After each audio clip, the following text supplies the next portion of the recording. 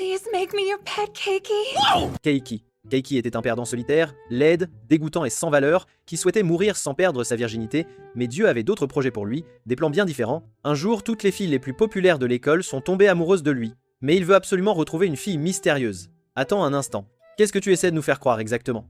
Tout commence un jour lorsque Keiki reçoit un appel de Sayuki, la présidente de son club, lui demandant de venir l'aider à nettoyer le local du club, un vrai fouillis.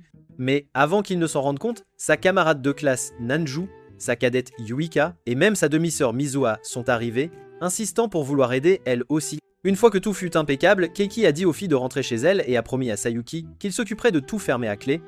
Après avoir vidé l'eau sale, il est retourné dans la pièce, seulement pour apercevoir quelque chose d'inattendu sur la table, une lettre d'amour que tu ne pourras jamais avoir dans ta vie solitaire et une paire d'armures de complot. Le gars était instantanément en panique, à moitié choqué et à moitié excité, se demandant qui avait bien pu les laisser là.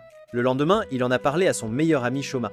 Shoma a ri et a décidé de surnommer la fille mystérieuse Cendrillon, devinant que ce devait être l'une des filles qui avait aidé au nettoyage. Bien sûr, Keiki a immédiatement rayé Mizuho de la liste parce que oui, c'est sa demi-sœur, et ce serait vraiment très bizarre, voire malsain.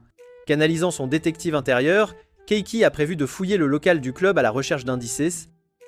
Mais en chemin, il a de nouveau croisé Sayuki. Elle lui a repris la clé et a mentionné à quel point il avait l'air fatigué, suggérant même qu'ils fassent une petite sieste ensemble dans le local du club. Les gars, ce qu'elle veut dire, dites-le moi en commentaire. Qu'est-ce que tu veux dire par là, exactement? Keiki l'a maladroitement repoussé, tout comme toi qui ignore toujours les filles, et s'est excusé pour aller en cours. Plus tard ce jour-là, en rentrant chez lui, il a croisé Sayuki dans un parc, jouant avec un chien.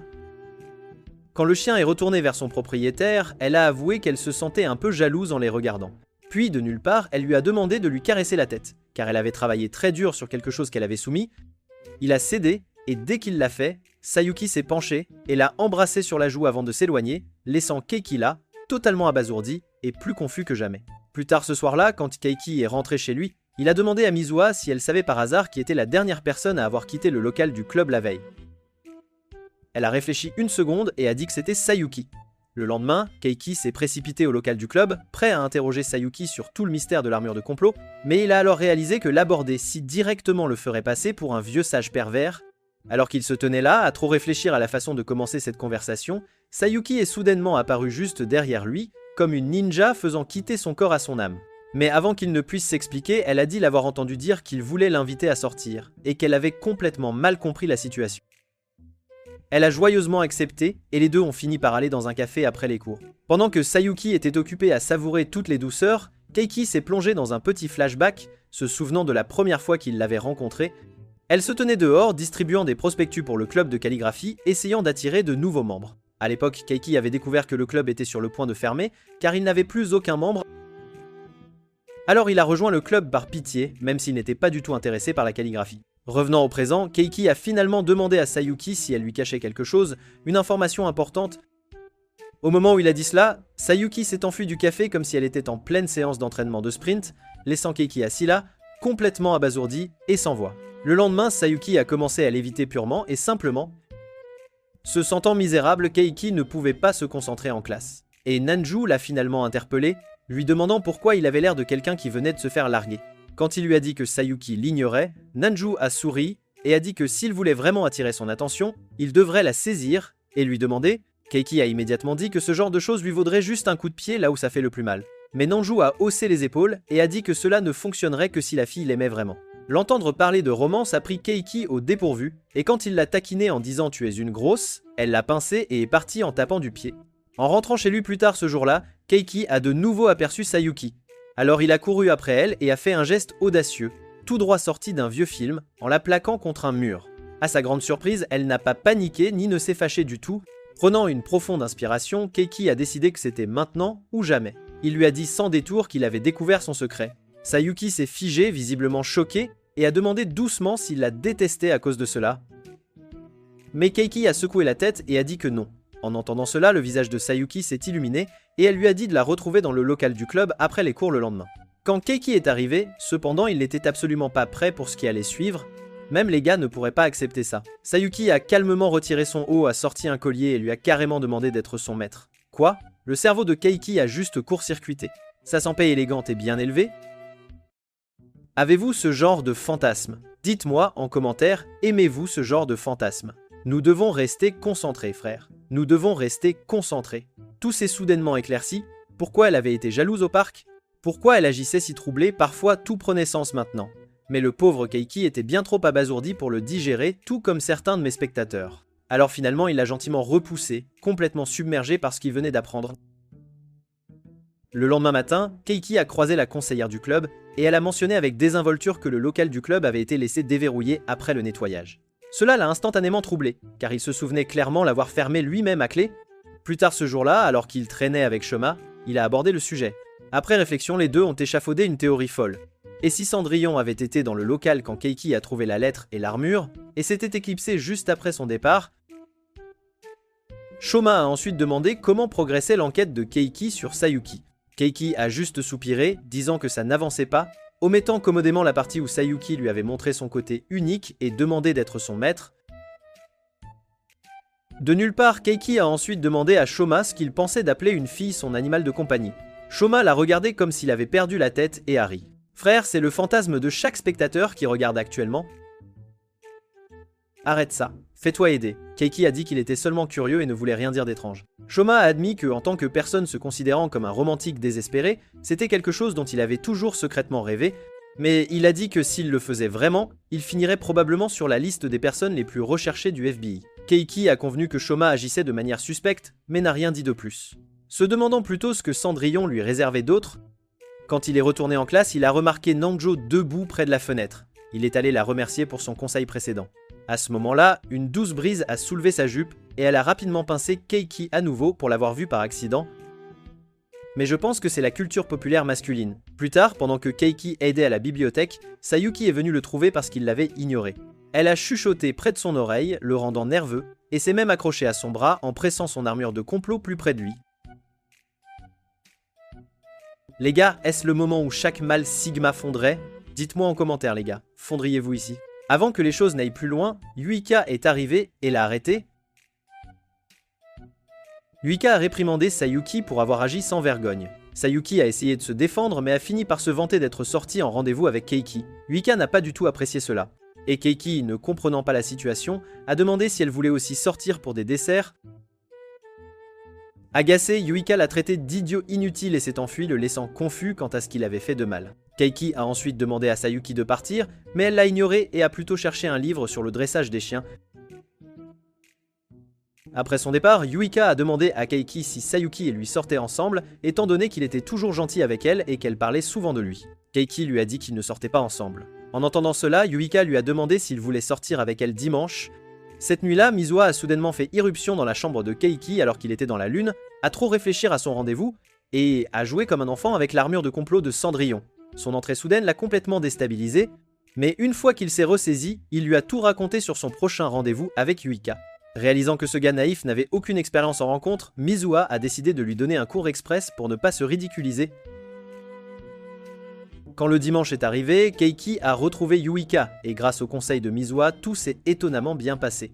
Ils ont déjeuné, se sont promenés un peu dans le centre commercial, et les choses étaient en fait plutôt calmes, mais quand Yuika est allée aux toilettes, un groupe de mauvais garçons a essayé de l'embêter. Heureusement, Keiki est arrivé juste à temps pour arrêter leur flir sans rise, parce que les gars, leur niveau de rise est pire que le vôtre. Une fois qu'ils se sont éloignés de la scène, Keiki s'est excusé pour les ennuis. Mais Yuika a souri et lui a dit que ce n'était pas sa faute, puis lui a tapoté la tête pour le remercier. Dans le train du retour, Yuika dormait profondément comme un bébé tandis que Keiki était dans la lune, pensant à la façon dont leur amitié avait même commencé. À l'époque, tout le monde à l'école l'évitait comme si elle était une sorte de malédiction.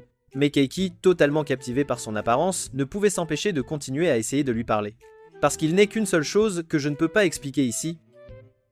Yuika a fait de son mieux pour le repousser, mais il n'abandonnait pas, tel un papillon de nuit cherchant une lumière inaccessible. Avec le temps, elle a lentement commencé à s'ouvrir à lui, souriant davantage, et finalement, ils sont devenus de vrais amis. De retour au présent, Keiki ne pouvait s'empêcher de se demander si passer du temps avec Yuika tous les jours serait aussi amusant que leur rendez-vous, surtout si elle s'avérait vraiment être Cendrillon.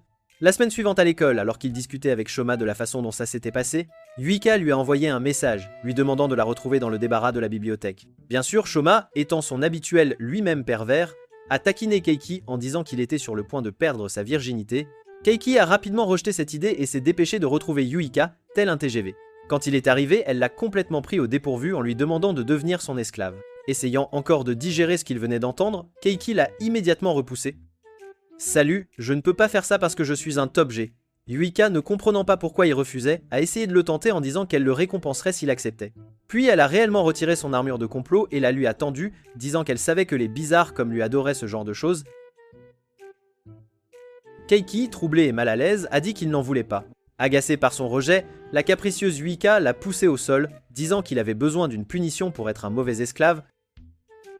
Elle lui a fourré l'armure de complot dans la bouche, clairement trop à fond, jusqu'à ce qu'elle réalise soudainement que Keiki s'était évanoui sous le choc. Le lendemain matin, Keiki est allée à l'école avec Mizuha, se sentant comme un mouton se dirigeant droit vers l'abattoir. Après qu'il se soit évanoui la veille, Yuika l'avait apparemment traîné à l'infirmerie et avait dit à l'infirmière qu'il s'était évanoui parce qu'elle lui avait fait une confession. Alors oui, sa réputation était déjà fichue avant même qu'il n'arrive en classe. Au moment où il est arrivé à l'école, Keiki était convaincu que ni Sayuki ni Yuika ne pouvaient être Cendrillon. Ses pensées profondes ont été interrompues quand Nanju est apparu, le taquinant pour avoir l'air plus sombre que d'habitude. Il a balayé ça d'un revers de main et a dit qu'il allait bien, mais au moment où il a ouvert son casier, il a poussé un cri parce qu'à l'intérieur se trouvait une armure de complot que quelqu'un avait clairement placée là. Après les cours, il est allé directement confronter Yuika à ce sujet. Elle a admis avec désinvolture que c'était elle qui l'avait laissé là, disant qu'elle pensait qu'il préférait ça à son autre armure de complot. Puis elle lui a dit de la garder comme un souvenir spécial d'elle. Keiki, complètement exaspéré par ses bêtises, lui a dit qu'il n'en voulait pas. Soudain curieux, il a demandé si elle portait même une protection de complot en ce moment. Yuika a instantanément croisé les bras sur son armure de complot, le traitant de pervers pour avoir pensé à ses complots. Keiki a rétorqué, au fait, ton armure de complot est plus inutile que toi. Mais Yuika a insisté sur le fait qu'elle ne voulait pas que les gens voient ce côté d'elle, a-t-elle dit. Seule Keiki était autorisée à connaître son côté bizarre parce qu'elle voulait qu'il soit son esclave. Leur discussion a d'une manière ou d'une autre basculé vers le livre d'images qu'elle écrivait, et quand elle l'a lu à voix haute, Keiki a réalisé que son imagination était sérieusement tordue. Après avoir terminé, Yuika a dit qu'elle souhaitait que leur relation puisse être comme les personnages de son histoire. Keiki, totalement paniquée, a dit qu'il n'y avait aucune chance qu'il fasse ça et s'est enfuie, tandis que Yuika a promis qu'elle le ferait changer d'avis tôt ou tard. Quand Keiki est arrivé à son casier, il s'est figé. À l'intérieur se trouvait une photo de lui et Sayuki endormi dans une position vraiment douteuse, tous deux avec leur chemise grande ouverte. Avec elle, il y avait une note disant que s'il ne se présentait pas au local du club, la photo irait directement en ligne. Sans autre choix, il a sprinté la base, seulement pour s'arrêter net quand il a ouvert la porte. Juste devant lui se trouvait Sayuki, agenouillé sur le sol dans une tenue de soubrette ridiculement révélatrice. Son premier instinct, claquer la porte et faire ce que tous les hommes veulent faire. Mais il écoute David Goggins tous les matins, alors il doit rester fort. Reste fort. Elle l'a rouverte et a demandé pourquoi il l'ignorait. Keiki, essayant de ne pas perdre la tête, a dit qu'il envisagerait de lui parler si elle ne montrait pas ses melons comme une exposition d'art. Les gars, je ne sais pas comment cet idiot se contrôle. Détournant le regard, il a demandé « As-tu OnlyFans ?» Sayuki a expliqué qu'après avoir lu un certain livre qu'elle avait emprunté à la bibliothèque, elle avait appris que les soubrettes étaient comme la version moderne des animaux de compagnie fidèles, alors elle a décidé qu'elle voulait être la sienne, mais ne tombez pas dans ce piège. Elles ne sont pas loyales. Keiki, faisant de son mieux pour faire semblant de ne pas avoir entendu ça, lui a dit d'aller se changer. C'est alors qu'elle a admis qu'elle ne pouvait pas parce qu'elle s'était menottée. Quand il a demandé où était la clé, elle a innocemment dit qu'elle avait glissé entre les deux grandes montagnes qui sont déjà clairement visibles. Elle l'a supplié d'atteindre entre les montagnes et de la prendre, mais Keiki a reculé immédiatement, disant qu'il n'allait pas risquer sa vie pour ça, et de ne pas aller entre les montagnes. Keiki a suggéré de demander à une autre fille d'aider, mais cette fille folle a refusé tout de suite. Au lieu de cela, Sayuki a commencé à faire des bruits espiègles et taquins et l'a supplié de le faire lui-même, disant qu'elle ne pouvait plus se retenir et avait vraiment besoin d'aller aux toilettes. Keiki s'est figé, complètement incertain de ce qu'il devait faire, mais après un long soupir, il a escaladé toutes les montagnes, a atteint le ciel et a attrapé la clé.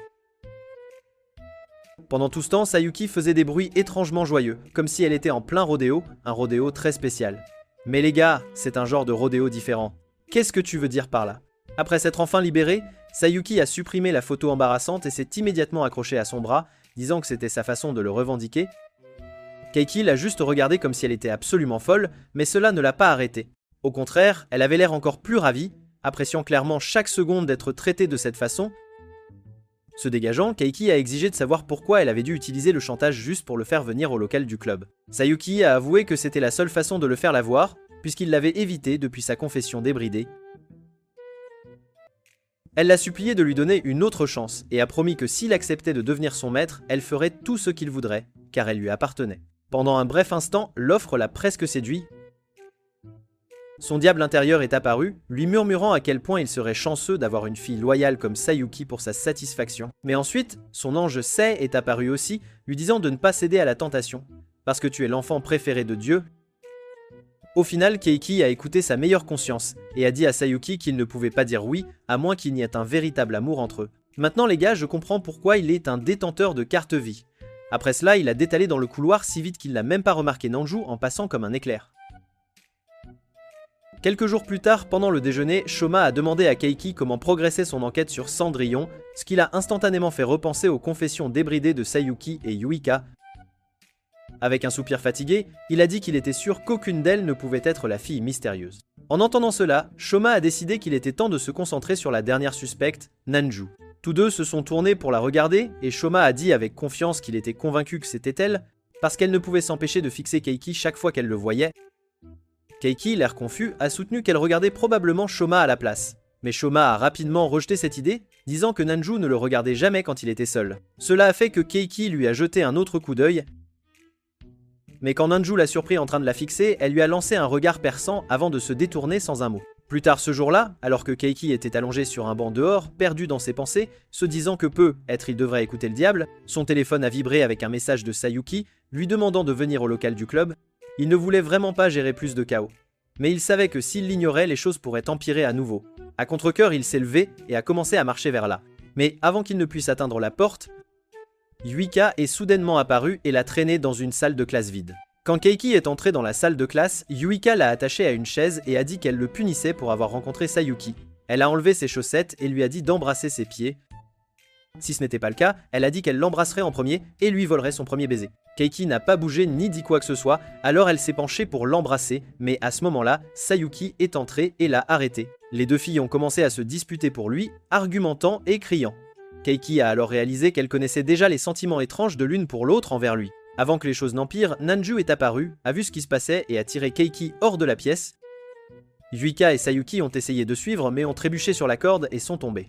Dans le couloir, Nanju s'est fâché contre Keiki pour avoir traîné avec Yuika et Sayuki, ce qui l'a vraiment surpris. Le lendemain, Keiki a essayé de lui en parler, mais Yuika est apparue et l'a interrompu.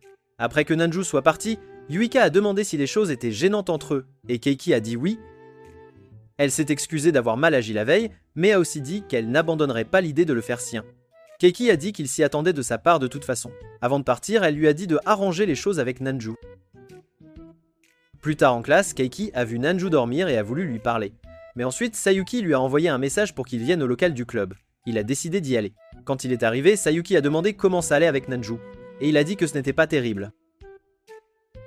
Elle s'est excusée d'avoir agi bizarrement et a dit qu'elle n'agirait ainsi que lorsqu'il serait seul. Elle lui a aussi dit de faire la paix avec Nanju, ce qui l'a surpris car il pensait qu'elle serait jalouse.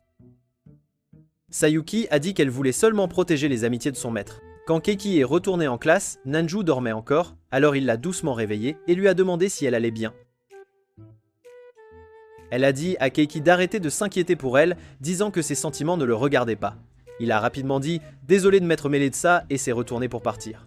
Mais avant qu'il ne puisse s'en aller, elle l'a appelé et lui a demandé s'il écouterait vraiment ce qu'elle voulait dire. Il a hoché la tête et lui a dit qu'il le ferait parce qu'ils étaient amis. Cela a fait que Nanju a marqué une pause et a demandé s'il la considérait vraiment comme une amie. Sa question a fait se demander à Keiki s'il était le seul à les voir de cette façon. Nanju a ri disant qu'elle plaisantait. En se dirigeant vers la porte, elle lui a demandé s'ils voulaient passer du temps ensemble. Keiki a accepté car il n'avait pas passé de temps avec elle et Shoma depuis un bon moment. Plus tard, tous les trois sont allés à la salle d'arcade. Ils ont joué à un jeu de tir mais Keiki a glissé et Shoma l'a rattrapé pour l'empêcher de tomber. D'une manière ou d'une autre, ils se sont retrouvés collés à la porte dans une position étrange et plutôt gênante. Voyant cela, Nanju a sorti son téléphone et a commencé à prendre des photos, tandis que Keiki lui criait d'arrêter. Pendant ce temps, Shoma prenait des pauses comme s'il était dans un magazine. Il a même taquiné Nanju, lui demandant si elle était jalouse qu'il puisse lui prendre Keiki. Elle a ri et a dit que non. Après la blague, ils ont aidé Nanju à gagner une peluche à la machine à pince et ont pris quelques photos de groupe avant de partir. Shoma est rentré à vélo, laissant Nanju et Keiki marcher le reste du chemin ensemble. À mi-chemin, Nanju s'est arrêté et a remercié Keiki d'avoir passé du temps avec elle. Il a souri et a dit qu'il était heureux aussi, car c'était amusant de traîner avec elle et Shoma. Puis, de nulle part, Nanju a dit qu'elle aimait être amie avec eux, mais qu'elle voulait plus. Avant que Keiki ne puisse répondre, elle a demandé s'ils pouvaient essayer d'être un couple au lieu de rester un trio.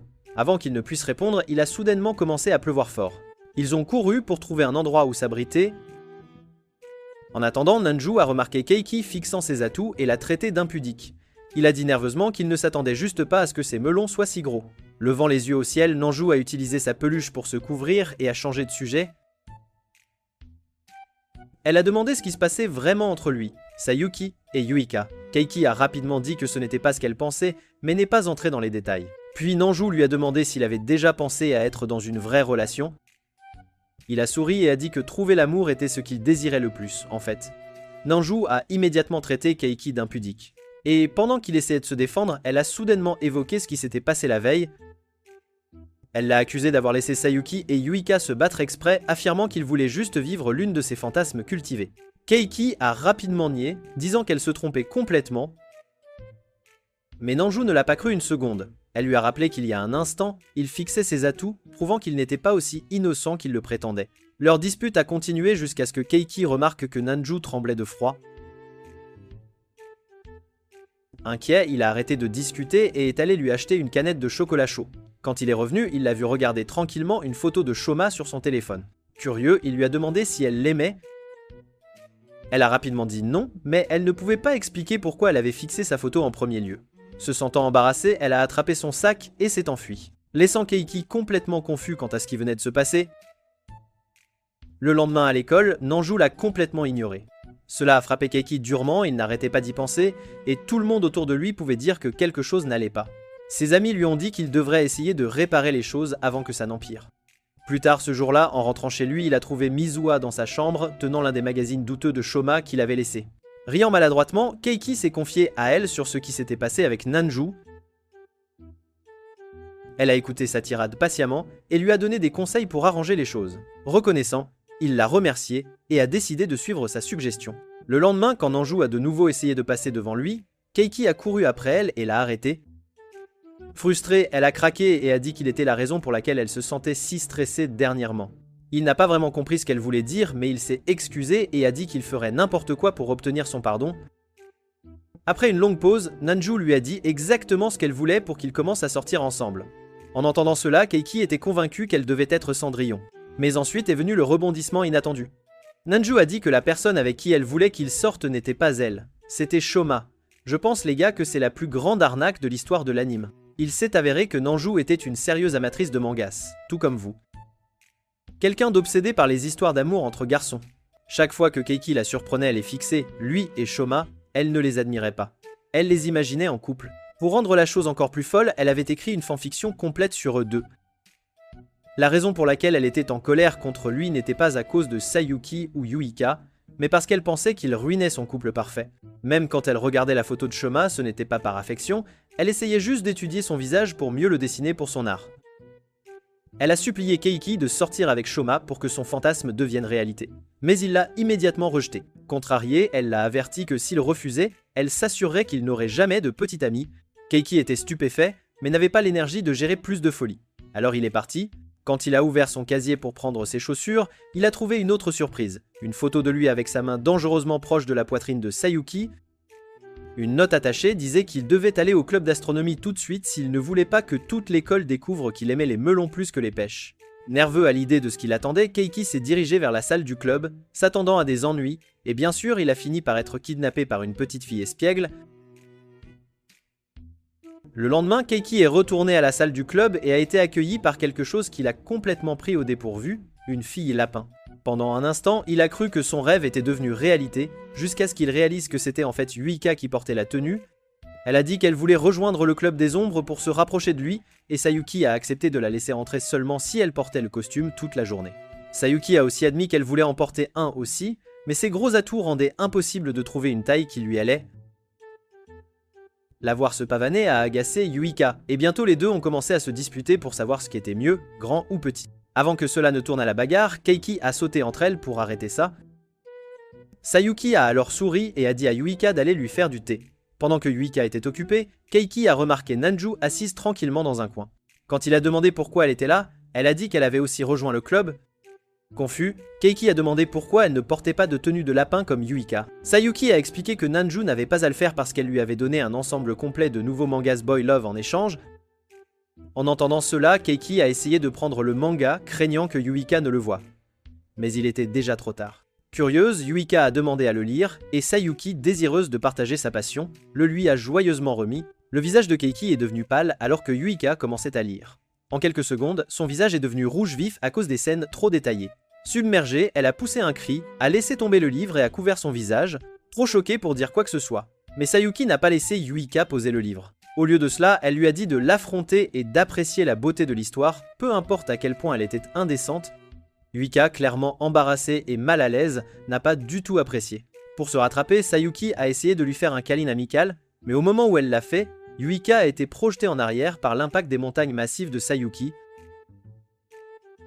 Sur le côté, Nanju a observé tout se dérouler avec un sourire, amusé par le chaos qu'elle avait ajouté à la vie de Keiki. Pendant que tout le monde se remettait encore du désordre, Sayuki a dit nonchalamment à Keiki qu'elle avait déjà tout expliqué sur leur relation à Nanju. Keiki n'était pas du tout choqué, il s'y attendait un peu. Mais quand il s'est plaint que Nanju n'avait fait que lui compliquer la tâche, son téléphone a vibré avec un message d'elle. Elle l'a averti de ne parler à personne de ses vrais motifs, sinon elle montrerait son manga spécial à Mizuho. Une fois que les choses se sont calmées, tout le monde a essayé de se concentrer sur le travail réel de leur club. En les observant, Keiki a réalisé que tout le groupe s'était en fait transformé en un club rempli de cinglés sans vergogne. Plus tard ce jour-là, alors que Keiki rentrait chez lui, il s'est souvenu de sa rencontre précédente avec la personne qui l'avait fait chanter pour qu'il aille au club d'astronomie. Ce qui l'a le plus surpris, c'est à quel point la fille s'était montrée désolée après. Elle a admis que la seule raison pour laquelle elle l'avait fait, c'était parce qu'elle avait des sentiments pour lui. Pensant qu'elle pourrait être la mystérieuse Cendrillon, Keiki s'est laissé emporter par le moment et a fini par la demander en mariage là, sur le champ. La fille confuse a regardé Keiki et a demandé pourquoi elle voudrait épouser un perdant laide, dégoûtant, sans valeur et solitaire comme lui. Ces mots l'ont tellement choqué qu'il a trébuché en arrière et a accidentellement allumé le projecteur dans la pièce. La lumière s'est allumée, révélant que tout le mur était tapissé de photos de Shoma. À ce moment-là, la fille a avoué que la personne qu'elle aimait vraiment était Shoma, pas lui. Plus tard, ils se sont retrouvés dans un petit restaurant où elle s'est finalement présentée comme Uteri. Pendant leur repas, elle n'arrêtait pas de parler de la façon dont Shoma était incroyable. Keiki a failli s'endormir tellement elle a parlé longtemps, jusqu'à ce qu'elle explique enfin pourquoi elle l'avait appelé là. Elle voulait son aide pour avouer ses sentiments à Shoma. Keiki lui a dit qu'elle n'avait pas vraiment besoin de son aide, car elle était exactement le type de Shoma. Le gars était fou des filles mignonnes, et plus jeune. Mais Utori a soupiré et a dit qu'elle le savait déjà. Le vrai problème était que Shoma n'aimait que les filles plus jeunes que lui et elle était en fait plus âgée. Quand Keiki a découvert qu'elle était son aînée, il a été complètement stupéfait. Sachant qu'elle avait raison sur les goûts de Shoma, il lui a dit qu'il ne pouvait pas faire grand-chose. Mais Utori s'attendait à cette réponse. Souriant, elle a sorti la même photo de Keiki et Sayuki ensemble, celle qu'elle avait utilisée pour le faire chanter auparavant. En la revoyant, Keiki a cédé immédiatement et a promis de l'aider à conquérir Shoma. Plus tard ce jour-là, Keiki a croisé Mizuha, qui portait des sacs de course. Il lui a acheté une glace et ils sont rentrés ensemble. En chemin, elle a mentionné qu'elles devaient sortir leurs uniformes d'été, car le lendemain était le début du changement d'uniforme. Une fois rentrée, Mizuha a essayé son uniforme d'été et le lui a montré, expliquant que chaque niveau portait la même couleur de jupe. Ce petit détail a fait germer une idée dans l'esprit de Keiki. Le lendemain, il a présenté Utori à Shoma. Comme prévu, les yeux de Shoma se sont illuminés dès qu'il l'a vue, et il a presque perdu la tête quand elle l'a gentiment appelé Senpei. Tout s'est déroulé exactement comme Keiki l'avait prévu. Il avait dit à Utori de cacher le ruban bleu qui montrait qu'elle était en 3e année sous son sweat à capuche, pour que Shoma ne réalise pas son âge. Les deux ont discuté joyeusement de tennis pendant un moment, s'entendant parfaitement. Quand il fut temps pour Shoma de partir pour son club, Keiki a suggéré qu'ils prennent une photo ensemble avant qu'ils ne partent. Après l'école, Keiki s'est étirée sur son lit, fixant le plafond d'un air absent, tout en pensant à sa fille mystérieuse, celle qui lui avait laissé l'armure de l'intrigue. Cela le dérangeait qu'elle ne se soit toujours pas révélée, et plus il y pensait, plus il devenait agité. Le lendemain, quand il a croisé Utori, elle a instantanément remarqué que quelque chose n'allait pas, et lui a demandé s'il voulait parler. Après avoir hésité un peu, Keiki lui a tout raconté sur la lettre d'amour, l'armure de l'intrigue, et comment chaque fille qu'il soupçonnait finissait par être une sorte de cinglé. Après avoir écouté attentivement, Butori a penché la tête et a demandé s'il avait déjà pensé que Cendrillon pourrait être quelqu'un de complètement nouveau, quelqu'un qu'il n'avait jamais rencontré auparavant. Cette suggestion l'a frappé comme une tonne de briques, car elle pourrait en fait avoir raison. Mais ensuite, un autre problème l'a frappé. Comment était-il censé la trouver sans aller demander à des filles au hasard d'essayer l'armure de l'intrigue? Cela le ferait passer pour un pervers total. Heureusement, Udori était plus intelligente que ça. Elle a suggéré qu'ils concentrent leurs recherches autour de la salle du club et demandent aux étudiants des environs s'ils avaient vu quelqu'un de suspect ce jour-là. Pensant que cela avait du sens, Keiki s'est dépêché d'interroger d'abord les filles du club des ombres. Mais dès qu'il a ouvert la porte, il l'a instantanément regretté. À l'intérieur, Sayuki, Yuika et Nanju étaient leur moi chaotique habituel, faisant des choses qui pourraient facilement traumatiser un homme à vie. Réalisant qu'il n'obtiendrait aucune réponse normale d'elle, Keiki a soupiré, s'est retourné et est sorti. En chemin pour trouver le conseiller du club à la place, il a croisé Fujimoto, la vice-présidente du conseil des élèves, qui descendait les escaliers. Elle a glissé, et avant qu'elle ne touche le sol, Keiki l'a rattrapée, bien qu'ils aient tous les deux fini par atterrir ensemble. Avec elle sur lui, Fujimoto l'a remercié doucement, son visage à quelques centimètres du sien. Alors que Keiki mourait d'embarras, quand il lui a nerveusement demandé de bouger, elle a rougi, s'est penchée encore plus près et a chuchoté qu'elle voulait rester comme ça, sans vêtements. Plus tard, Keiki est allé parler à Okita, qui a mentionné avoir vu Fujimoto dans le couloir plus tôt ce jour-là. Cela l'a fait se demander si elle pouvait être Cendrillon. Alors qu'il essayait de trouver comment lui en parler, Fujimoto est soudainement apparu derrière lui avec un sourire. Elle lui a tendu des biscuits et a dit qu'elle voulait le remercier de l'avoir sauvé l'autre jour. Keiki a volontiers accepté, mais au moment où elle s'est assise à côté de lui, un peu trop près, les choses sont vite devenues gênantes. Se sentant troublé, il s'est rapidement levé et a dit qu'il devait aller en classe. Avant de partir, Fujimoto l'a serré doucement dans ses bras, l'a remercié à nouveau et est parti en hâte. Quelques jours plus tard, Keiki a rencontré Utori dans la salle du club d'astronomie. Agissant comme une détective, elle lui a montré des photos qu'elle avait secrètement prises de Fujimoto et a expliqué ses découvertes. Elle a souligné qu'il était étrange que Fujimoto le croise sans cesse par hasard. Une fois qu'elle a eu fini, Keiki a dit qu'il s'occuperait du reste et s'est dirigé vers le club des ombres. Quand il est arrivé, seul Yuika était là. Au moment où il est entré, il est tombé dans un piège qu'elle avait tendu. Avant qu'il ne puisse réagir, elle est montée sur lui, exigeant qu'il prenne ses responsabilités. Confuse, Keiki a demandé ce qu'elle voulait dire, et elle a dit qu'il lui avait fait quelque chose dans son rêve.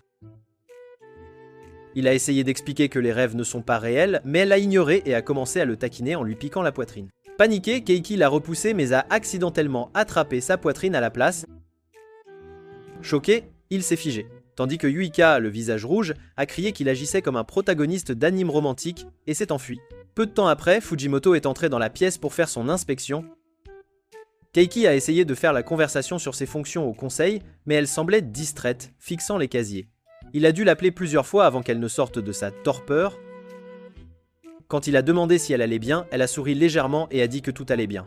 Après avoir vérifié les dossiers du club, Fujimoto a invité Keiki à rejoindre son groupe de bénévoles qui nettoyaient les déchets en ville, pensant que c'était la chance parfaite de se rapprocher d'elle. Keiki a accepté tout de suite, complètement inconscient que Sayuki les espionnait secrètement à travers la fente de la porte. Quand le jour du nettoyage est arrivé, Sayuki s'est aussi présentée. Confuse, Keiki a demandé pourquoi elle était là, et elle a fièrement dit que c'était son devoir en tant qu'animal de compagnie d'aider son maître. Fujimoto, perplexe face à l'étrange commentaire, a demandé ce qu'elle voulait dire, mais Keiki lui a rapidement dit de l'ignorer, disant que Sayuki avait juste parfois une imagination débordante. Alors que le groupe marchait vers leur zone assignée, Sayuki a commencé à grommeler que Fujimoto marchait trop près de Keiki. Fujimoto a demandé pourquoi c'était un problème, et Sayuki a répondu que c'était parce qu'elle lui appartenait. Fujimoto a mal compris, supposant qu'ils sortaient ensemble, mais Keiki s'est dépêché de la corriger. Apprendre qu'il n'était pas avec Sayuki a rendu Fujimoto plus audacieuse, elle a soudainement attrapé son bras et l'a pressé entre ses atouts. Se sentant compétitive, Sayuki a affirmé que Keiki préférait les melons plus gros comme les siens, mais Fujimoto a souri et a dit que les plus petits étaient meilleurs car ils pouvaient garder leur forme. La tension entre elles était évidente alors qu'elles se fixaient en silence. Quand elles ont finalement commencé à ramasser les déchets, Sayuki a trompé Keiki pour qu'il la suive dans un endroit tranquille. Une fois seule, elle l'a poussé et a commencé à le frapper légèrement, disant qu'elle devait effacer l'odeur de l'autre fille de son corps. Alors qu'elle se penchait et s'approchait dangereusement, Keiki a lutté pour garder son calme et a désespérément essayé de trouver un moyen de l'arrêter avant que les choses n'aillent trop loin. De nulle part, Keiki s'est souvenu quand le chien de son grand-père lui avait sauté dessus enfant. Son grand-père lui avait dit de rester calme et de montrer du contrôle en tapotant l'arrière-train du chien pour la faire arrêter. Revenant au présent, Keiki a essayé le même mouvement sur Sayuki, espérant que cela fonctionnerait. Il n'a pas arrêté jusqu'à ce qu'elle pousse un long hurlement comme un autre chien. Elle l'a grondé d'être trop audacieux, mais avant qu'il ne puisse s'excuser, Sayuki a souri et a admis qu'elle avait en fait aimé ça, tout comme ma petite amie, les gars, qui a apprécié la nuit dernière. Sayuki a dit à Keiki qu'elle partait parce qu'elle se sentait troublée et timide après son expérience de Chris. Un peu plus tard, en nettoyant, Keiki a accidentellement ramassé un magazine pour adultes. Quand Fujimoto l'a remarqué, elle l'a taquiné à ce sujet, à quel point il était pervers. Et alors qu'il essayait d'expliquer, elle a glissé et est tombée dans la rivière. Surpris, Keiki s'est précipité pour l'aider à sortir. Mais quand elle a réalisé que sa chemise mouillée était transparente, révélant ses atouts, elle est devenue rouge de honte. Essayant d'être polie, Keiki lui a offert sa veste à porter. Reconnaissante, elle l'a mise et l'a même reniflée rapidement, le troublant encore plus.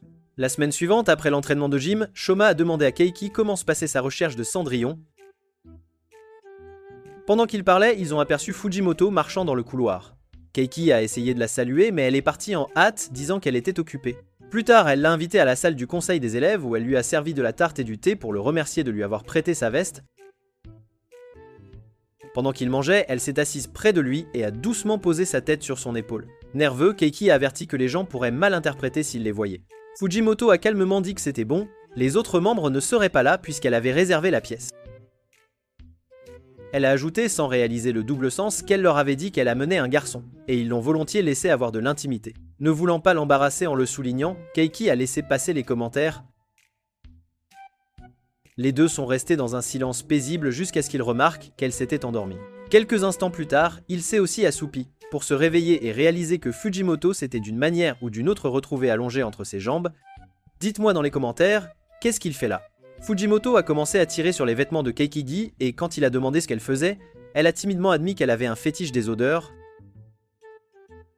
Depuis qu'il l'avait rattrapée dans les escaliers, elle était devenue obsédée par son odeur et ne pouvait pas s'en lasser. Keiki n'arrivait pas à croire qu'il avait trouvé encore une autre excentrique. Pour confirmer si elle était Cendrillon, il a demandé pourquoi elle avait fixé le casier dans la salle du club des ombres. Elle avouait qu'elle était fascinée parce que les casiers étaient pleins de trésors moites et malodorants, ce qui n'a fait que convaincre Keiki davantage qu'il était entouré de cinglés cultivés. Quelques jours plus tard, Keiki a traîné avec Shoma et Utori, mais ils se sont si bien entendus qu'il a fini par faire la 5e roue du carrosse en silence. Même s'il se sentait invisible, il était content que son plan de matchmaking fonctionne et voulait les aider à passer à l'étape suivante. Le lendemain à l'école, il a suggéré un double rendez-vous et Utori s'est illuminé d'excitation. Plus tard à la maison, Keiki a essayé de décider quelle fille de son groupe de lunatiques pourrait les rejoindre. Yuika était hors de question car elle était totalement le type de Shoma et pourrait lui voler son coup de cœur. Fujimoto était risqué car son obsession des odeurs pourrait tout gâcher et Nanju était un non catégorique, elle saboterait probablement tout juste pour garder son couple fictif préféré en vie. Au final, il a opté pour Sayuki comme option la plus sûre, bien qu'elle ait failli faire échouer son plan au moment où Otori a appelé Shoma sans paix. Keiki a rapidement couvert la bouche de Sayuki et a trouvé une excuse faible que Shoma, d'une manière ou d'une autre, crut. Après cela, il a discrètement expliqué la situation à Sayuki. Il lui a ensuite offert une collation, un petit pot de vin pour s'assurer de son silence. Elle a joyeusement accepté, promettant de ne pas souffler mot. Au moment de jouer au bowling, Sayuki a avoué ne pas être habituée à manipuler des boules, laissant Keiki stupéfait. Il lui a demandé pourquoi elle avait accepté ce rendez-vous, sachant que sa seule vraie compétence sportive était l'entraînement en salle. Sayuki a simplement souri, disant qu'elle était venue car elle voulait être une servante loyale. Bien que peu confiante, elle voulait essayer et a suggéré d'ajouter une touche amusante au jeu. Curieux, Keiki lui a demandé ce qu'elle voulait dire. Elle a expliqué que le gagnant pourrait dessiner sur le visage du perdant sans pouvoir se nettoyer avant de rentrer. Le troisième devrait aussi obéir à un ordre du vainqueur. Keiki n'aimait pas l'idée, mais comme Utori et Shoma étaient d'accord, ils ne pouvaient pas discuter. Une fois le jeu commencé, Sayuki fut stupéfaite par l'habileté d'Utori. Tandis que les garçons l'encourageaient, Utori a dit qu'elle jouait souvent avec sa famille, ce qui a impressionné Keiki. Pendant ce temps, Shoma peinait, alors Utori lui a proposé son aide. Les voir se rapprocher a rendu Keiki fier de son rôle d'entremetteur. Puis il a remarqué une petite caméra dans le sac d'Utori qui les enregistrait, le faisant suspecter des habitudes de harceleuse. Quand son tour est venu, il a raté après avoir entendu Shoma lui demander pour son sweat à capuche.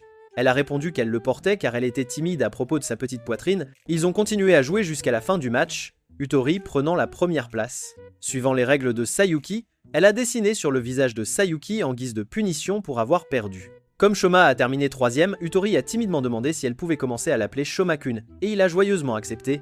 Quelques jours plus tard, Keiki a rencontré Utori dans la salle du club d'astronomie. Elle souriait en regardant à nouveau la vidéo de leur rendez-vous. Quand il lui a demandé comment ça allait, elle a dit qu'ils s'étaient beaucoup rapprochés et s'envoyaient des messages tout le temps. Son enthousiasme a fait réaliser à Keiki à quel point elle était sincèrement heureuse. Elle l'a remercié de l'avoir aidé à se rapprocher de Shoma, mais Keiki a avoué n'avoir aidé que pour qu'elle supprime la photo de chantage. Utori a ri et a dit qu'elle l'avait déjà effacée le jour où il avait accepté d'aider. Elle a ensuite annoncé qu'elle était enfin prête à se confesser à Shoma, certaine que ça se passerait bien, car elle portait une armure scénaristique rose. Cette logique a fait lever un sourcil à Keiki, alors il a demandé pourquoi cela importait. Utori a expliqué que beaucoup de filles à l'école croyaient que l'armure scénaristique rose portait chance pour avouer ses sentiments à son coup de cœur. Keiki a demandé à Utori comment elle comptait se confesser, et elle a dit qu'elle voulait être honnête et tout dire à Shoma. Keiki doutait que cela fonctionne mais ne l'a pas arrêté. Après l'école, il les a suivis discrètement de loin.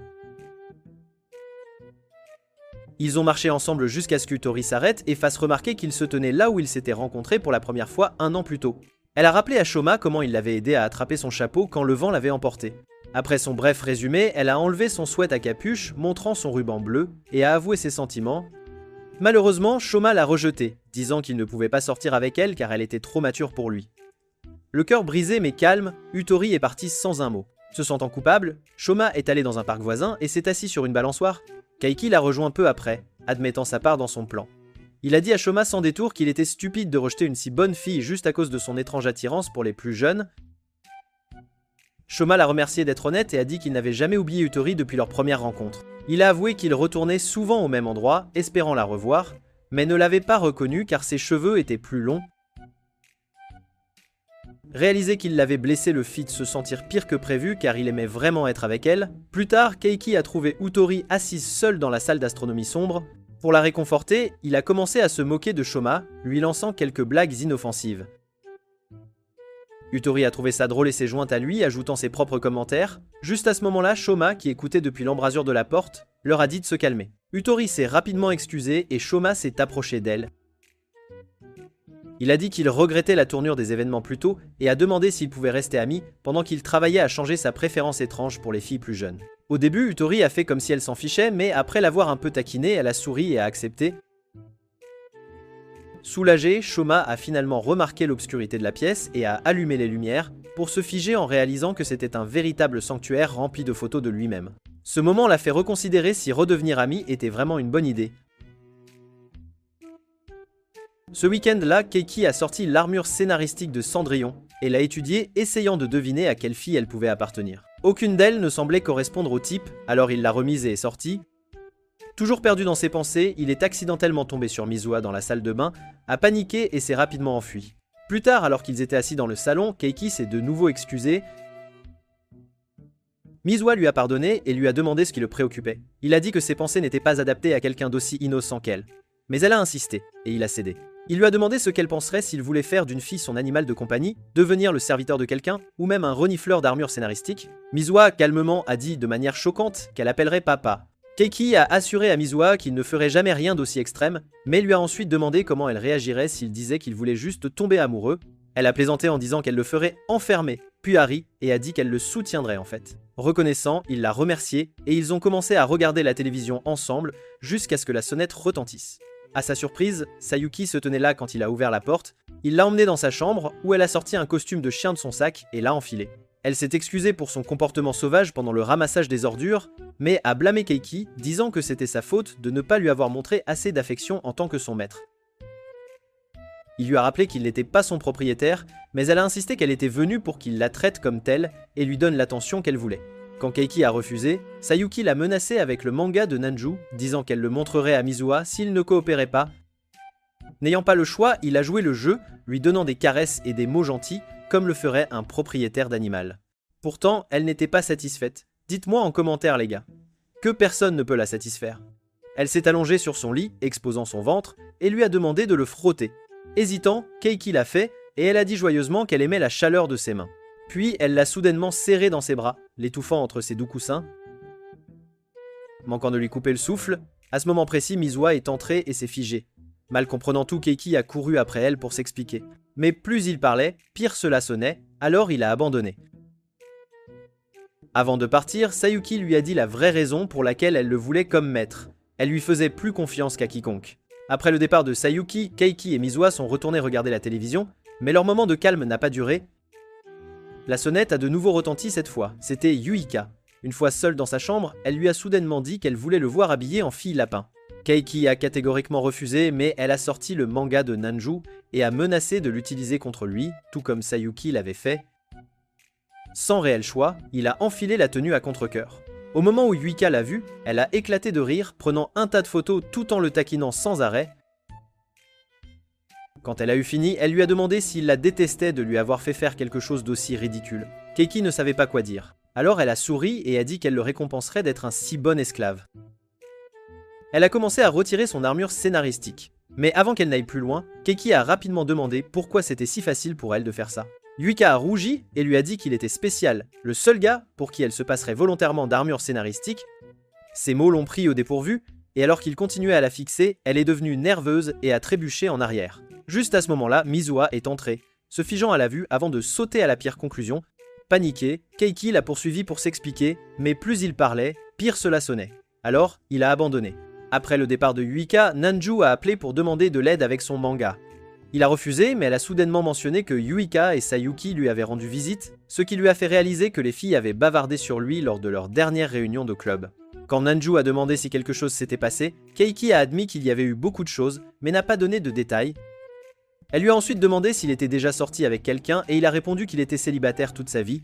Riant, elle l'a taquiné en lui demandant s'il sortirait avec elle, avant de dire que c'était juste une blague. Keiki lui a dit de ne pas jouer avec ses sentiments, mais elle a seulement gloussé, lui a souhaité bonne nuit et a raccroché. Un peu plus tard, Mizuha est entrée et a demandé à Keiki de lui sécher les cheveux. Pendant qu'il l'aidait, elle a plaisanté en disant que les gens bizarres venaient vraiment de tout ce type. Parlant clairement de Sayuki et Yuika, Keiki a demandé si cela la dérangeait qu'il soit toujours entouré de filles comme ça. Elle a souri et a dit non, puisqu'il était tout aussi étrange qu'elle. Cette nuit-là, quand Keiki est retourné dans sa chambre, il s'est figé. L'armure scénaristique de Cendrillon avait disparu. La semaine suivante à l'école, il a tout raconté à Utori et Shoma. Après avoir entendu l'histoire, ils ont décidé que les seuls suspects possibles étaient Sayuki ou Yuika. Keiki a admis qu'il n'avait jamais pensé qu'aucune des filles ne l'aimait auparavant. Mais après avoir entendu parler de la superstition de l'armure scénaristique rose, cela a commencé à prendre sens. Les deux l'avaient porté en partageant leurs secrets, peut être pour laisser entendre leurs sentiments. Déterminé à découvrir qui était vraiment Cendrillon, Keiki a élaboré un plan. Puisqu'il n'était pas possible de demander directement, il a décidé de les tester, en commençant par inviter Sayuki à un rendez-vous au parc d'attractions. Le jour de leur rendez-vous, Keiki a rencontré Sayuki devant le parc et lui a dit qu'il agirait comme son maître pour la journée. Après leur entrée, il a clairement énuméré quelques règles qu'elle devait suivre, s'assurant qu'il n'y avait pas de place pour la discussion. Alors qu'il se promenait, Keiki a remarqué que Sayuki n'arrêtait pas de tripoter sa jupe, ce qui lui a fait suspecter qu'elle portait peu, être l'armure scénaristique manquante. Pour le savoir, il a suggéré des manèges qui pourraient soulever sa jupe, mais aucun ne lui a donné d'indice. Pendant qu'il essayait de penser à une autre façon de vérifier, Sayuki a demandé quel manège ils essaieraient ensuite. Réalisant qu'il l'avait commandé toute la journée, Keiki lui a dit qu'elle pouvait choisir cette fois. Elle a choisi la grande roue. Alors qu'il montait plus haut, elle a soudainement sorti un collier et une laisse et lui a demandé de les lui mettre. Il l'a fait, et elle a souri, le remerciant d'avoir satisfait ses étranges fantasmes avant de le choquer en lui léchant la joue. Après être descendu, Keiki a décidé d'arrêter son enquête puisque rien n'avait fonctionné. Sayuki a ensuite demandé pourquoi il avait accepté d'être son maître. Il a expliqué qu'il voulait juste mieux la comprendre, et même si son plan avait échoué, il ne pouvait pas nier qu'ils s'étaient rapprochés tous les deux. Tout à coup, Keiki s'est souvenu de quelque chose d'important et a attrapé la main de Sayuki, l'entraînant sans explication. Elle a semblé confuse, mais a vite halté en réalisant où il l'avait emmenée, là où son propre travail était exposé. Sa pièce était fièrement exposée parmi les autres. Keiki l'a félicitée, disant qu'elle méritait cette reconnaissance. Mais Sayuki, embarrassé, a balayé le compliment, insistant que ce n'était rien de spécial. Il a souri et lui a doucement tapoté la tête, refusant de retirer son compliment. En sortant de la salle, Keiki a demandé pourquoi elle l'avait choisi pour être son maître. Sayuki a admis qu'après qu'il ait rejoint le club, elle avait commencé à s'attacher à lui. Elle pensait qu'il accepterait son côté étrange, alors elle lui avait avoué ses sentiments, même s'il l'avait rejeté. Malgré cela, elle a dit qu'elle n'avait jamais regretté d'être honnête, car elle lui faisait entièrement confiance. Plus tard, en la raccompagnant à la gare, Sayuki lui a demandé en plaisantant de la guider comme un animal de compagnie, et il a accepté. Alors qu'il marchait, le vent d'un camion passant a légèrement soulevé sa jupe et elle l'a rapidement retenu, rougissant. En voyant cela, Keiki a décidé que s'il ne confirmait pas ce qu'elle cachait, il ne résoudrait jamais le mystère. Quand ils ont atteint un pont, il s'est soudainement arrêté et lui a dit de soulever sa jupe. Sayuki s'est figée, stupéfaite par sa demande, et a essayé de refuser. Mais il est resté ferme. Embarrassée, elle a obéi avec hésitation, et quand elle l'a fait, Keiki est restée sans voix. Elle ne portait aucune armure scénaristique du tout. Et les gars, c'est pourquoi je saute le montage cette nuit-là. Quand Keiki est rentré chez lui, il était encore sous le choc de ce qu'il avait vu. Sans réfléchir, il a demandé à Mizuha s'il était normal pour les filles de se passer d'armure scénaristique. Elle lui a lancé un regard confus et a dit « bien sûr que non ». Le lendemain matin, un silence gênant a rempli l'air lorsque Keiki a croisé Sayuki près des casiers.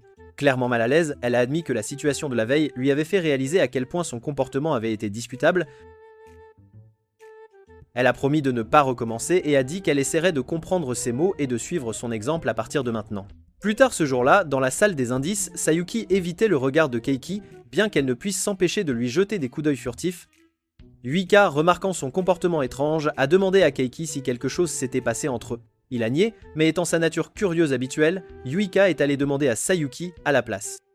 Rouge, Sayuki a refusé de répondre, disant que c'était trop embarrassant.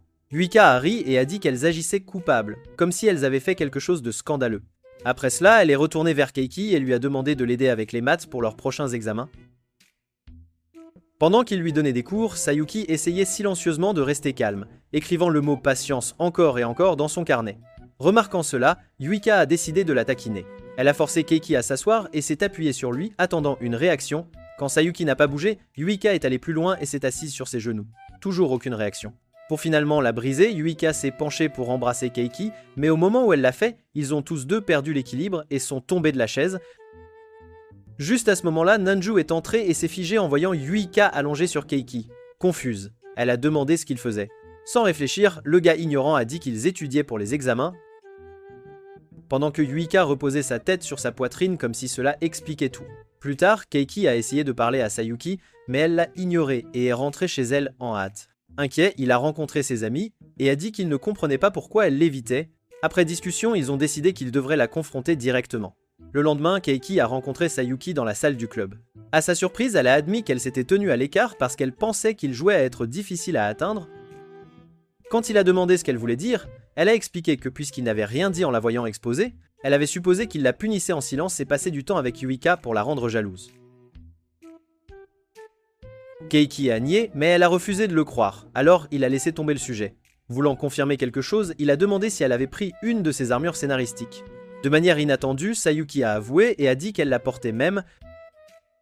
Choquée, Keiki a soulevé sa jupe pour vérifier, seulement pour découvrir qu'elle ne portait aucune armure scénaristique du tout, elle avait ses boxeurs à la place. Quand Keiki a demandé pourquoi Sayuki avait son armure scénaristique, elle a avoué sans honte qu'elle avait fouillé sa chambre pour des magazines coquins, n'avait rien trouvé, et l'avait prise à la place parce qu'elle voulait sentir sa chaleur. En quittant la salle des indices, Keiki a soupiré de soulagement que Sayuki soit redevenue son étrange elle-même, même si sa chasse à la mystérieuse armure scénaristique n'avait mené nulle part. Dehors, il a aperçu Yuika debout sous la pluie, alors il a partagé son parapluie et l'a raccompagnée chez elle. Quand il a essayé de partir, il a éternué, et Yuika a insisté pour qu'il entreprenne un thé chaud. Pendant qu'elle était occupée dans la cuisine, Keiki a discrètement fouillé sa chambre pour l'armure scénaristique manquante, mais son plan a échoué quand elle l'a pris la main dans le sac. Pire, elle a pris une photo de lui fouillant dans ses tiroirs, ne lui laissant pas d'autre choix que d'obéir quand elle lui a ordonné de devenir son serviteur. Le lendemain, Sayuki a remarqué Keiki faisant des courses pour Yuika et a instantanément compris qu'il était victime de chantage. Yuika a affirmé avec suffisance qu'il avait choisi de lui être loyal, mais Sayuki a taquiné que Keiki n'était pas attiré par les filles plates. Offensé, Yuika a exigé qu'il le nie et admette que les petites poitrines étaient ses préférées. Keiki a audacieusement dit qu'il aimait les grandes montagnes, faisant bouder Yuika et frapper sa poitrine avec ses petits points de frustration. Essayant de la calmer, il a rapidement ajouté que les petites poitrines étaient aussi dignes d'appréciation. Pourtant, Sayuki a continué à la narguer, ce qui a fait répliquer Yuika, rappelant à tout le monde que Keiki était son serviteur. Le voir obéir à ses ordres a rempli Sayuki d'envie et elle s'est enfuie, agacée. Plus tard ce week-end-là, Keiki a rendu visite à Yuika chez elle. Elle lui a tendu un costume de majordome et a insisté pour qu'il le porte pendant qu'ils allaient faire du shopping ensemble. Après avoir porté ses sacs sans fin, il s'est effondré sur le sol et elle l'a félicité d'avoir bien travaillé. Quand elle a dit qu'elle allait prendre un bain, Keiki a plaisanté en lui proposant de l'aider. Mais elle a refusé, disant que c'était bien trop tôt dans leur relation pour cela. Pendant qu'elle se baignait, Keiki n'a pas pu résister à l'envie de vérifier ses tiroirs à nouveau, mais s'est figée quand elle l'a surpris. Elle a averti que s'il fouillait encore, elle le tuerait sur le champ. Attendant nerveusement qu'elle finisse, il l'a soudainement entendue crier et s'est précipité, seulement pour la trouver assise nue sur le sol, terrifiée par une araignée. Embarrassée, elle lui a crié dessus alors qu'il se détournait, mais a accidentellement aperçu son reflet dans le miroir, ce qui l'a de nouveau mise en colère. Une fois le chaos apaisé, Yuika l'a fait s'incliner en s'excusant, mais a admis qu'elle appréciait la rapidité avec laquelle il était venu l'aider. Assise à côté de lui, elle l'a laissé lui caresser les cheveux tout en s'appuyant sur son épaule. D'une voix douce, elle lui a parlé de sa grand-mère, la seule personne qui l'avait fait se sentir aimée. Après son décès, Yuika a dit qu'elle s'était sentie complètement seule et oubliée. Depuis ce jour, Yuika évitait de se rapprocher de qui que ce soit, car elle pensait qu'il était plus sûr de ne pas dépendre des autres. Moins de douleur s'il partait. Mais après que Keiki ait continué à lui parler malgré son ignorance, elle a commencé à voir qu'il était vraiment gentil et a décidé de le laisser entrer dans sa vie comme ami. Réalisant ce qu'elle venait d'admettre, elle a rougi fortement et a essayé de quitter la pièce, seulement pour trébucher et atterrir sur le lit à côté de lui. Embarrassée, elle a tenté d'en rire, mais l'expression soudainement sérieuse de Keiki l'a figée, pensant qu'il pourrait essayer de l'embrasser. Au lieu de cela, il a tendu la main sous son oreiller et a sorti son armure scénaristique, exigeant de savoir pourquoi elle était là. Prise au dépourvu, Yuika a avoué qu'elle avait fouillé sa chambre lors de sa visite et l'avait accidentellement emporté avec elle. Quand Keiki a demandé sans détour si elle l'avait reniflé, elle a maladroitement admis l'avoir fait, mais a affirmé que c'était purement par curiosité. Puisqu'il l'avait prise la main dans le sac, Yuika a supprimé à contre-cœur la photo qu'elle utilisait pour le faire chanter et l'a officiellement libéré de ses fonctions de serviteur. Quelques jours plus tard, le trimestre scolaire s'est terminé. Debout derrière le bâtiment de l'école, Keiki et Shoma ont discuté de leurs projets pour les vacances d'été. Alors que Shoma semblait excité, Keiki a soupiré, frustré que même après toutes ses aventures nocturnes, il était toujours complètement célibataire, tout comme certains d'entre vous. Quand Shoma a essayé de le soutenir, Keiki lui a rappelé qu'il avait déjà Utori dans sa vie, mais Shoma a expliqué qu'ils n'étaient pas officiellement ensemble et qu'ils commençaient à tout remettre en question. Il a dit à Keiki que lors d'une récente visite chez elle, il avait trouvé un tas de cassettes étiquetées « Enregistrement de Shoma » et un journal où elle notait sa routine quotidienne. La découverte l'avait complètement effrayé. Compatissant, Keiki a partagé son propre casse-tête, révélant que Sayuki et Yuika avaient toutes deux volé son armure scénaristique, l'apportant et la reniflant pour leurs propres raisons.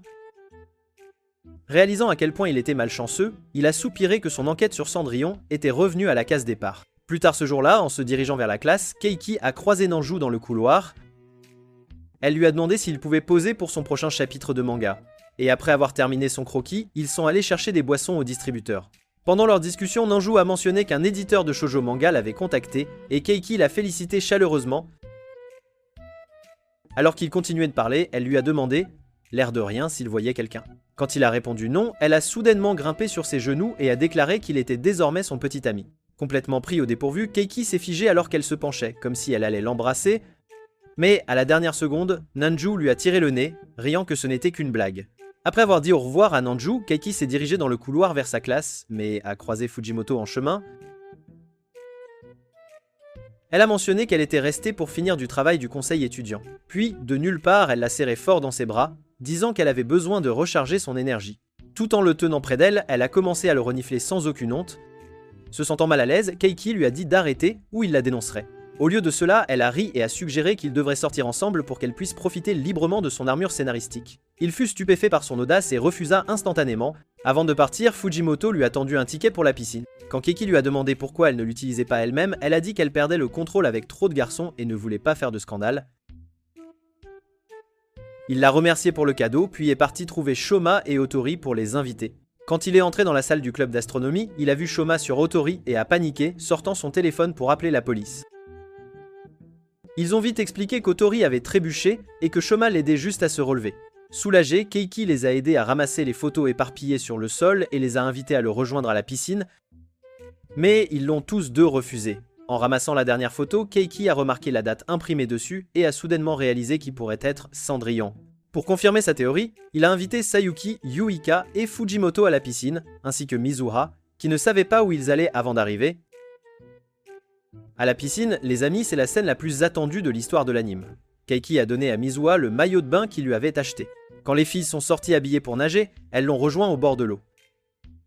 Peu après, Sayuki et Yuika ont commencé à se disputer à son sujet, réglant ça avec un match de pistolet à eau que Yuika a facilement gagné. Après avoir remporté la bataille d'eau, Yuika a tiré Keiki avec enthousiasme vers le grand toboggan. Dès qu'ils ont commencé à descendre, elle a crié sans arrêt, le serrant fort jusqu'à ce qu'ils atteignent le fond. Essoufflée, elle est restée en arrière pendant que Keiki allait à la piscine à vagues pour retrouver Sayuki. Dès que la première grosse vague les a frappés, le haut du maillot de Sayuki a glissé complètement. Elle ne l'a pas remarqué avant que Keiki, rougissant fortement, ne le lui signale. Quand elle a réalisé, elle a crié plus fort qu'avant, le visage rouge de gêne. Plus tard, Keiki s'est promenée avec Nanju près de la piscine. Elle a failli glisser sur une zone mouillée, mais il l'a rattrapée à temps et a continué à lui tenir la main pour qu'elle ne tombe plus. Après cela, il est allé trouver Mizuha, qui flottait seule dans la piscine chaude. Quand il a essayé de lui parler, elle l'a aspergé avec son pistolet à eau et s'est plainte qu'il l'avait largué pour traîner avec ses filles folles. Malgré tout, elle a dit qu'elle lui pardonnerait s'il jouait avec elle. Alors qu'elle descendait de sa bouée, elle a eu une crampe alors Keiki a sauté pour la porter hors de la piscine. Dans ses bras, Mizuha a taquiné en disant que ça lui rappelait quand il l'avait portée après qu'elle se soit blessée au genou enfant.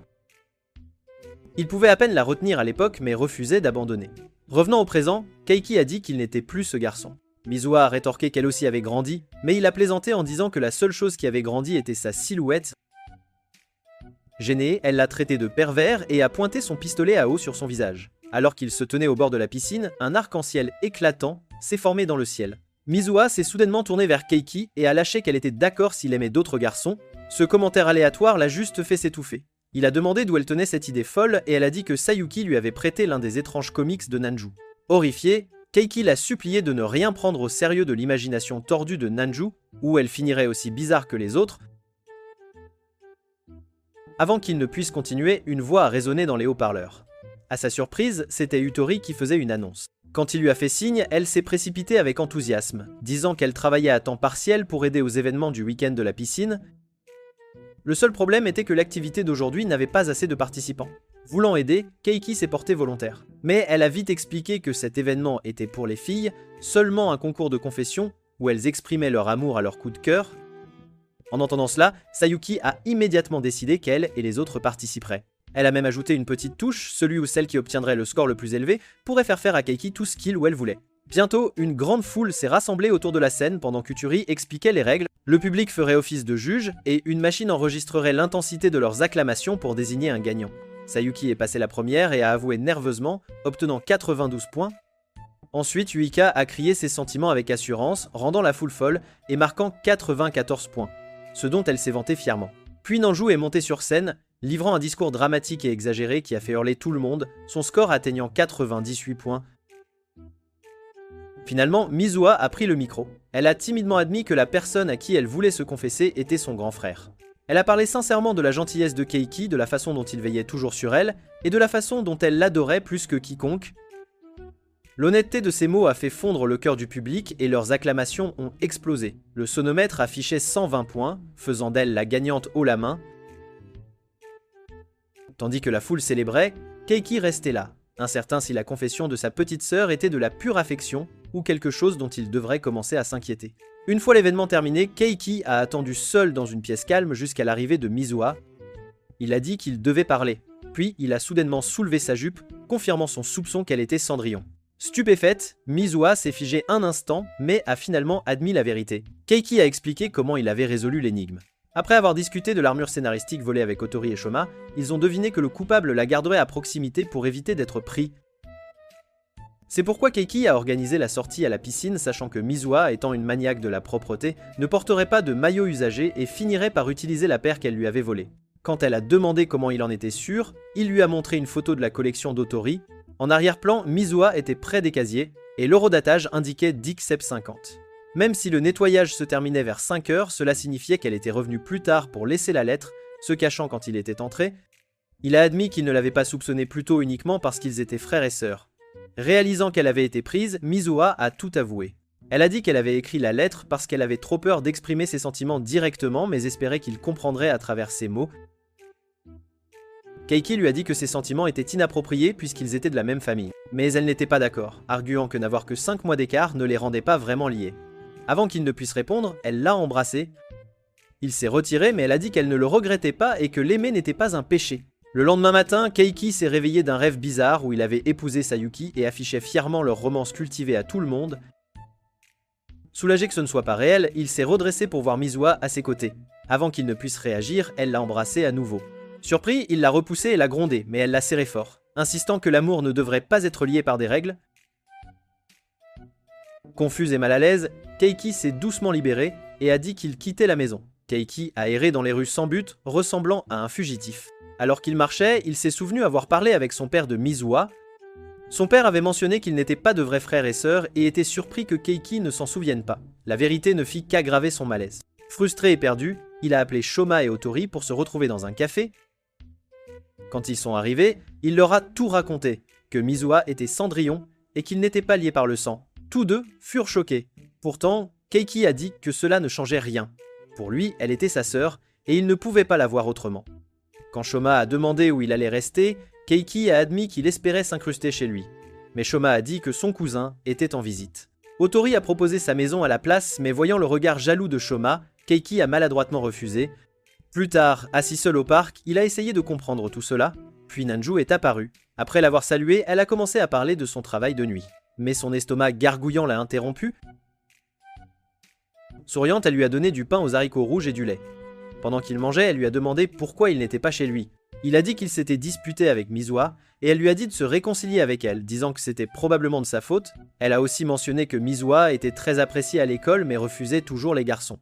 Keiki fut surpris, mais ne répondit pas. Pendant ce temps, Mizuha s'inquiétait à la maison quand il ne répondait pas à ses appels. Elle l'a cherché, mais ne l'a jamais trouvé. Au moment où Keiki est rentré, trempé par la pluie, il brûlait de fièvre et s'est évanoui à la porte. Paniqué, Mizuha l'a aidé à se mettre au lit, puis est allé préparer de la bouillie. Quand Keiki s'est réveillée plus tard, Sayuki était assise à ses côtés. Il a demandé pourquoi elle était là, et elle a expliqué que Mizuha lui avait parlé de sa maladie après l'avoir rencontrée au magasin. Sayuki a dit à Keiki qu'elle était venue prendre soin de lui et a grimpé dans son lit, affirmant que le remède le plus rapide était de partager sa chaleur. Trop fatiguée pour discuter, il l'a laissée rester.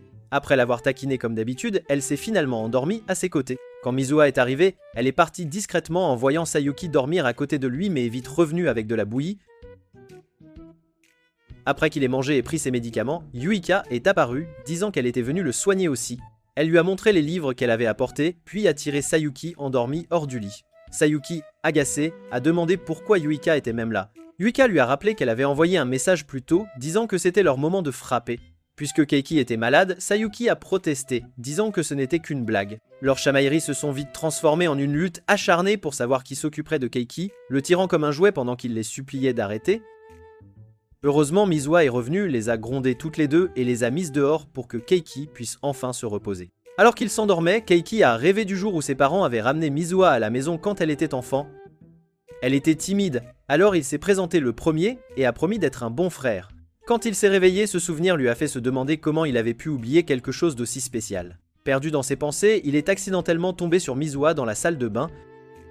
Elle a crié et il a vite refermé la porte, s'excusant à travers celle-ci. Ils ont fini par parler à travers la porte de leur relation, et Mizuha a admis qu'elle l'aimait depuis le premier jour de leur rencontre. Quand elle est sortie, elle l'a remercié de toujours la protéger, puis l'a serrée dans ses bras et a dit qu'elle l'aimait. Keiki a rendu l'étreinte, mais a décidé qu'il ne pouvait la voir que comme sa sœur. Quand sa serviette s'est détachée, ils en ont tous deux ri et sont passés à autre chose. Quelques jours plus tard, les vacances d'été se sont terminées, et la vie est revenue à la normale. Le club était aussi chaotique que jamais, et bien que Keiki soit toujours entouré de ses amis étranges, il était heureux. Il ne se souciait même pas d'être célibataire jusqu'à ce que Mizuha lui demande timidement de sortir avec elle, non pas comme son frère, mais comme son petit ami. Et c'est tout pour la vidéo d'aujourd'hui les amis, dites-moi en commentaire quelle fille vous préférez, d'ici là, regardez ceci ensuite, et je vous retrouve dans la prochaine.